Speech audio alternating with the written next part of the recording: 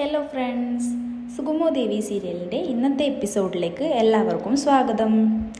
അങ്ങനെ ഹരിയും നന്ദനും കൂടി തമ്മിൽ തർക്കത്തിലാകുന്നു. ഹരി നന്ദനോട് പറയുന്നു, അധിക നാൾ നീ എൻ്റെ മുന്നിൽ പൊട്ടൻ കളിക്കാമെന്ന് കരുതേണ്ട. എന്നാൽ താൻ പൊട്ടനല്ല എന്ന് പറഞ്ഞ് നന്ദൻ അവിടെ നിന്ന് പോകുന്നു. എന്തെങ്കിലും ഉണ്ടെങ്കിൽ തുറന്നു പറയാൻ ദേവിക ആവശ്യപ്പെടുമ്പോഴും ദേഷ്യപ്പെട്ട് നന്ദൻ ഇറങ്ങിപ്പോകുന്നു. അങ്ങനെ ശാരികയും രാജിനിയും തമ്മിൽ വഴക്കിലാകുന്നു. ശാരിക ഗിരിയുടെ അമ്മയോട് തൻ്റെ അച്ഛൻ്റെ സുഖവിവരണങ്ങൾ സംസാരിക്കുന്നു. ഈ സമയം രജനി ഇടയിൽ കയറി MLAക്ക് സുഖമല്ലേ എന്ന് ചോദിച്ച് വഴക്കുണ്ടാക്കുന്നു. നീ എന്നെ കളിയാക്കുകയാണോ എന്ന് ചോദിച്ച് രജനി ശാരികയെ തിരിച്ചടിക്കുന്നു. രണ്ടുപേരും വഴക്കുണ്ടാക്കാതെ മിണ്ടാതിരിക്കാൻ ഗിരിയുടെ അമ്മ ആവശ്യപ്പെടുന്നു. തുടർന്ന് ഗിരിയും അവിടേക്ക് എത്തുന്നു. ശാരിക അവിടെ നിന്നും യാത്ര പറഞ്ഞു പോകുന്നു. കെവിനും ഇസബെല്ലയും ഇതുമായി ബന്ധപ്പെട്ട് ചർച്ച ചെയ്യപ്പെടുന്നു. കെവിൻ ഋഷിയുടെ വീട്ടിൽ നടന്ന സംഭവങ്ങൾ ഐസക്കിനോടും ഇസബെല്ലയോടും പറയുന്നു. അരുന്ധതി മേഡം പേടിച്ചിട്ടുണ്ടെന്നും അവർ സത്യങ്ങൾ തുറന്നു പറയുമോ എന്ന് തനിക്ക് ഭയമുണ്ടെന്നും ഇസബെല്ല പറയുന്നു. ഹരി ചന്ദ്രോത്ത് വീട്ടിൽ ചെന്ന് ബഹളമുണ്ടാക്കിയതുപോലെ തിരിച്ചും ഒരാൾ അങ്ങോട്ട് പോകണമെന്ന് പറഞ്ഞ് ഇസബെല്ല ചില പ്ലാനുകൾ ഇടുന്നു.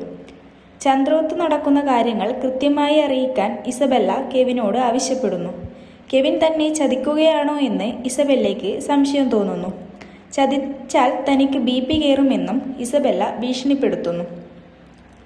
ഹരി വന്നു പോയതിനു ശേഷം അരുന്ധതി വലിയ ടെൻഷനിലാണ്. ചന്ദ്രോത്ത് വീട്ടിൽ നിന്നും ഹരി ഇങ്ങോട്ട് വന്നതുപോലെ അമ്മ നാളെ അങ്ങോട്ട് പോകണമെന്ന് ഋഷി ആവശ്യപ്പെടുന്നു.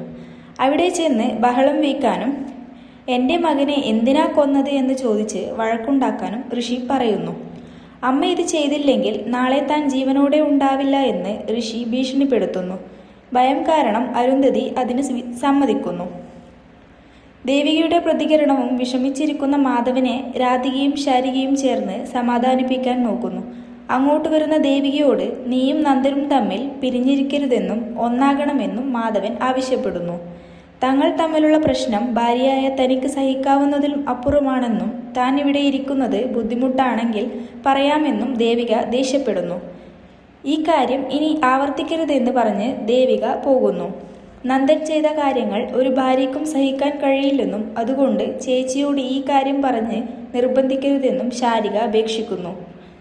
ഋഷി ആവശ്യപ്പെട്ടതുപോലെ അരുന്ധതി ചന്ദ്രോത്ത് വീട്ടിലേക്ക് ചെന്നെത്തുന്നു.